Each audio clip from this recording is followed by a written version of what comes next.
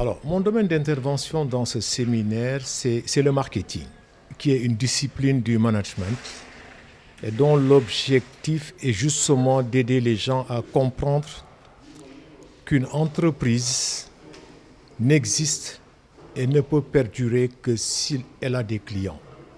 Et les clients, pour les avoir, il faut comprendre leurs besoins et structurer des offres qui répondent à ces besoins de façon à ce qu'ils soient satisfaits des achats qu'ils font et qu'ils reviennent chez vous pour d'autres achats. Alors, Monsieur Camara, une entreprise n'existe que parce qu'elle a des clients. Et les clients, dans l'entreprise, c'est le marketing qui les connaît, parce que c'est lui qui est chargé justement d'aller chercher leurs besoins. Et il est prouvé depuis longtemps que une entreprise, sa performance dépend de sa capacité à comprendre ses besoins et à vouloir les satisfaire, et non d'élaborer des produits ou services et après d'aller dans une forme de persuasion pour convaincre les clients de les acheter. Aujourd'hui, il y a une diversification de l'offre. Les clients sont exposés à une multiplicité d'offres et ils n'adhèrent qu'à celle qui correspond le plus à leurs besoins. Donc, l'efficacité d'un produit ou un service ne dépend pas de ses caractéristiques techniques, mais de la perception que ces clients ont de ce produit et de son degré de satisfaction par rapport à leurs besoins. Alors, ces séminaristes qui sont tous des managers ont pour objectif de travailler à la cohésion de leurs équipes et à l'augmentation de la performance. Alors pour eux, mes principales recommandations, d'abord, c'est de se mettre dans une posture d'apprentissage continu. De comprendre que la compétence seule ne suffit pas à réaliser de la performance. Parce que la performance, elle est plus tributaire des comportements que de la compétence. On a beau être quelqu'un de techniquement compétent, mais on ne réalisera pas une performance durable si on n'a pas les comportements associés. Donc, les amener à ce qu'ils comprennent la place des comportements dans leur position managériale. Donc, ça, c'est une recommandation. L'autre, c'est justement d'être à l'écoute de leurs équipes. Ces équipes ont besoin d'être valorisées, ont besoin de se développer, ont besoin d'avoir un projet professionnel clair qui leur permettra de développer une forme de fidélité par rapport à l'institution. Voici en quelque sorte les recommandations que je fais aux séminaristes. Et j'espère que ces recommandations pourront les aider dans l'atteinte de leurs objectifs.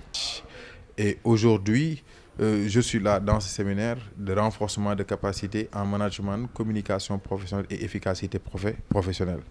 Pour faire l'économie J'ai eu une formation en sociologie et en MRH, management des ressources humaines, ce qui me donne aujourd'hui la possibilité de pouvoir intervenir en management et en ressources humaines, et une formation aussi en communication. Donc j'interviens à la fois en management, qui a donné naissance à la gestion des ressources humaines, et aujourd'hui dans la communication. Donc je vais dire que j'ai un profil un peu transversal. Je vais commencer d'abord par la communication, parce que disait un très grand monsieur, on ne peut pas ne pas communiquer, parce que tout ce que nous faisons dans la vie, c'est communiquer.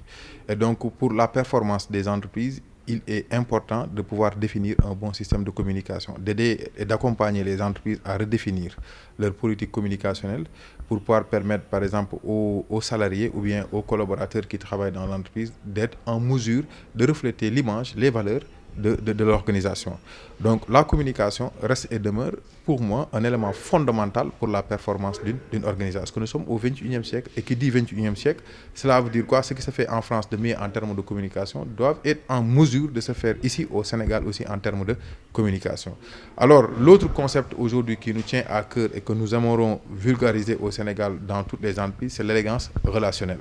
L'élégance relationnelle, nous on le définit en 4 composantes, par l'élégance vestimentaire, l'élégance verbale, l'élégance rédactionnelle et l'élégance gestuelle, qui regroupe, qui aujourd'hui fait partie du comportement de la personne. Parce qu'on parle de l'élégance vestimentaire, nous sommes dans une société où l'habillement occupe une place très importante.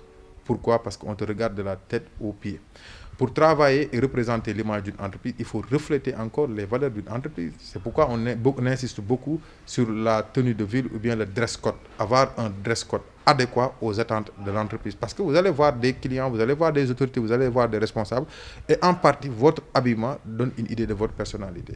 Maintenant, l'élégance verbale. Très important pour un collaborateur de pouvoir développer un langage correct, c'est-à-dire un langage soutenu.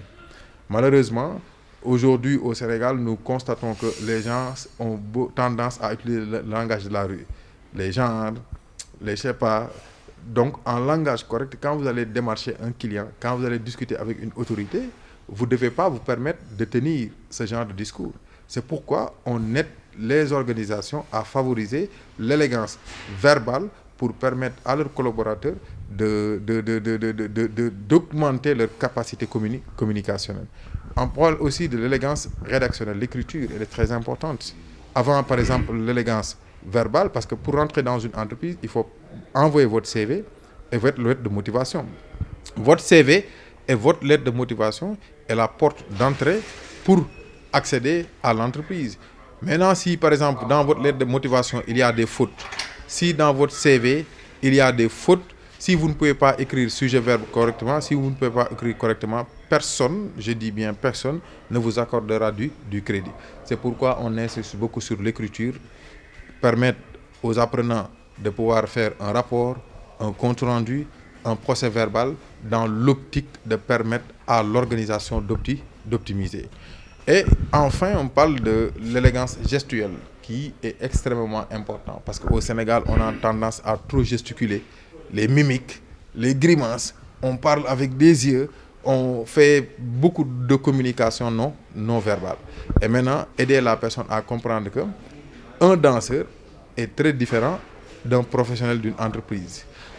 Un professionnel d'une entreprise ne peut pas se permettre de parler avec les sourcils, de parler avec les yeux. C'est quelqu'un qui doit avoir un langage verbal, un langage du visage correct pour pouvoir donner la possibilité à son interlocuteur de ne pas rigoler. Parce que quand vous parlez avec quelqu'un, vous faites des mimiques, vous faites des grimaces, la personne peut vous trouver ridicule et à la limite rire.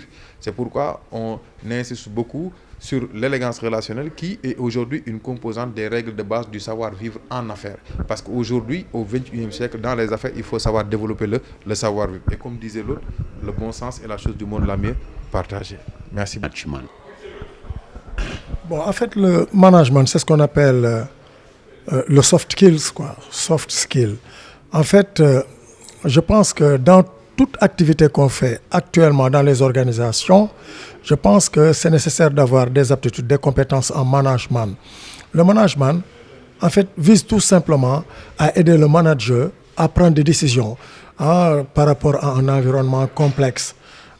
Le manager, c'est quelqu'un qui, finalement, essaie de combiner des moyens matériels, financiers et humains en vue d'atteindre des objectifs déterminés. Donc le management, c'est un art. C'est un art. Comme le disait Bernard Martori, il dit tout simplement que le management, c'est l'art de faire travailler ensemble en parfaite harmonie des individus pour qu'ils arrivent à atteindre des objectifs déterminés.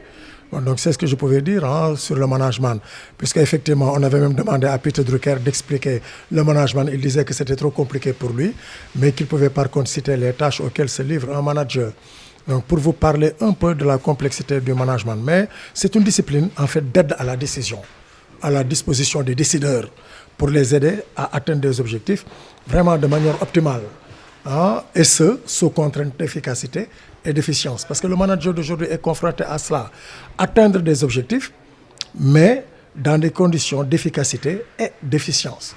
C'est-à-dire faire plus avec le minimum de moyens, dans des conditions optimales.